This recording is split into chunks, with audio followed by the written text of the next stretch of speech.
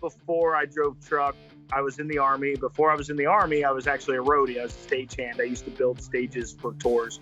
I actually truck for the entertainment industry. So I do concerts, different music venues for different artists. I have a very unique lifestyle within a unique lifestyle. I mean, trucking is a unique lifestyle, and it's not cut out for everybody. But on top of it, touring or working in the entertainment side of the industry is very unique within that. Most people get to go home every couple weeks or at least once a month or something like that, even with some of the mega carriers.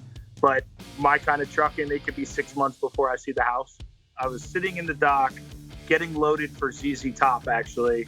And while in the dock, I got the phone call that the tour had been canceled. And it was due to the coronavirus, COVID-19, the worldwide pandemic here that we're going through. I mean, I was upset because obviously I want to be out on tour with ZZ Top. They're freaking rock legends. It was more or less just kind of like, okay, well, I guess I'll go home until they figure this out.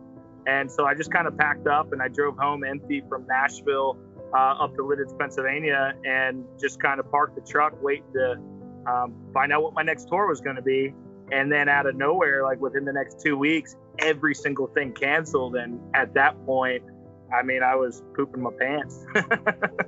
But the majority of entertainment drivers are left sitting.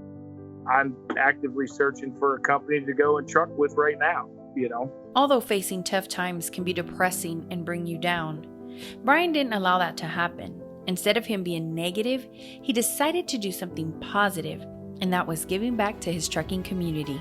And we can all blame his friend Marcus. #FMarcus.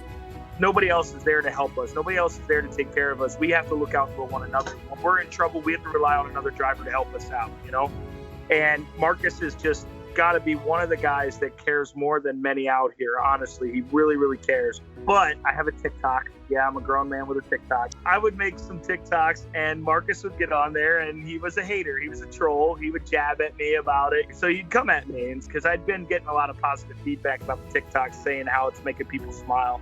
And one day I posted a thing that said, Marcus Summers doesn't like my TikToks. I'm no longer going to be making anymore unless I get 25 people to say that. I had like 150 people comment saying that. And so it kind of grew into this whole thing, into a hashtag, FK Marcus. I'm trying to mold it into being a hashtag that's more or less about caring for one another, which is why when I created the t-shirt, all those proceeds go into Truckers Final Mile. For those that aren't familiar with Truckers Final Mile, they're basically an organization that will fly your family to you if you can't afford it when you're sick and in the hospital, or if you unfortunately would pass away at a truck stop or in your truck and your family can't afford to fly your remains home or fly your body home. They step up and help get that driver home. Those of us that drive a truck love it. And in my opinion, we're just as important as law enforcement, firefighters, EMSs, or nurses.